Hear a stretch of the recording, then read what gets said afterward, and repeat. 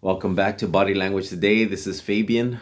Um, Today we're gonna believe. Today we're gonna talk about believing in yourself even when no one believes in you, and having the audacity to go for something that might be very bold. Um, Everybody has their own story, but for instance, in a nutshell, you have to do what's right for your soul, because like in anything, you're always gonna have friends, haters, and on the fencers. So the basically the haters, they get very envious when they see you that you're courageous.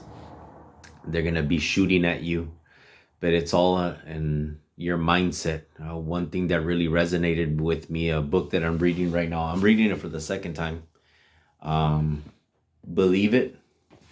I love how she says that she was like being hated on beyond comprehension to the point that they completely ostracized her, but she dug deep in her soul, and with her friends she came up with a concept that she's gonna, it sounds funny, but she said that she's gonna swing her big nuts in the face of bold hate. In other words, that she's not gonna let other people uh dim her light. So when she was facing bold hate, she would um dig inside her soul and transmute her pain into bold ambition. She would shine. She would keep her head up and smile and smirk back and say, you're not going to break me." So that's a very, very important thing. In all aspects in life, you have to be extremely strong in your heart and your soul, because the way I look at it, it's like the yin yang. You have to expect both sides of the spectrum. You're gonna see good people and you're gonna see bad people, and you have to respond accordingly.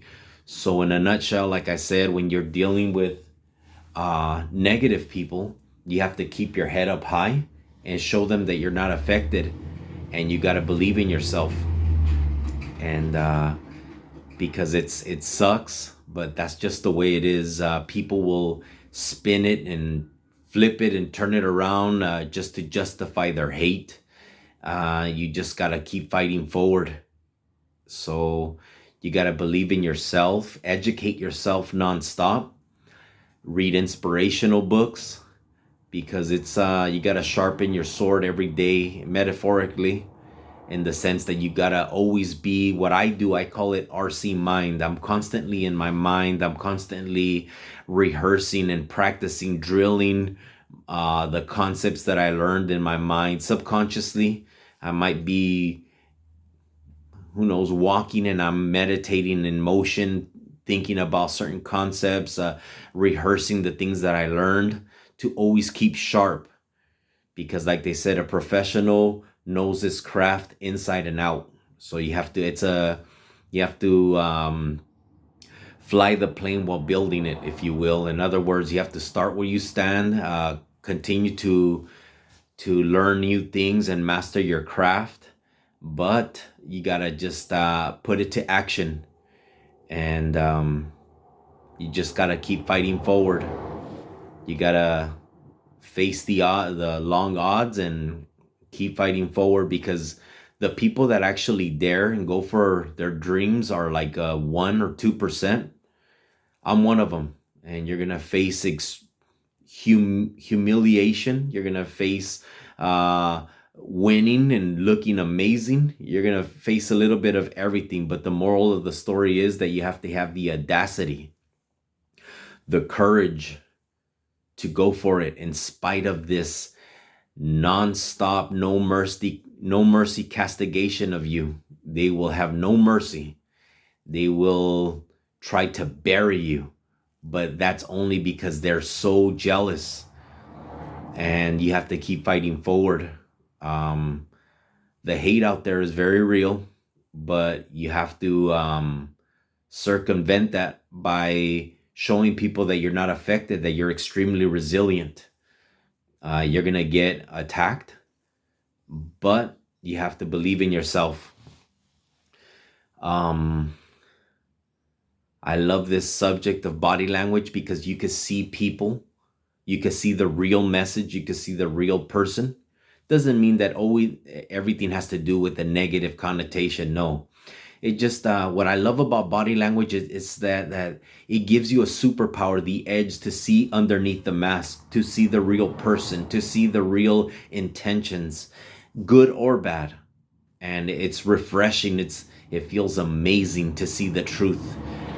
Knowing body language is being able to read between the lines. That is an amazing superpower.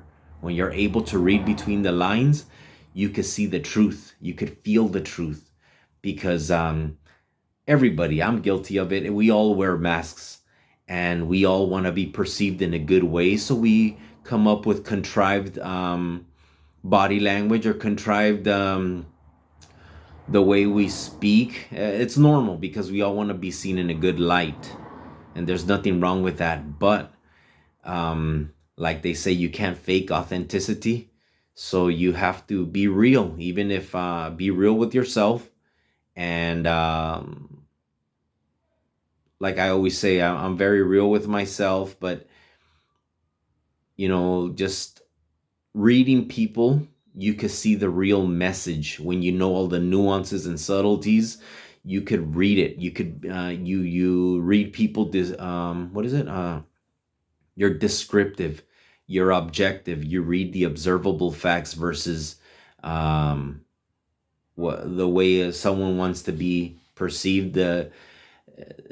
Being objective is that you see the truth.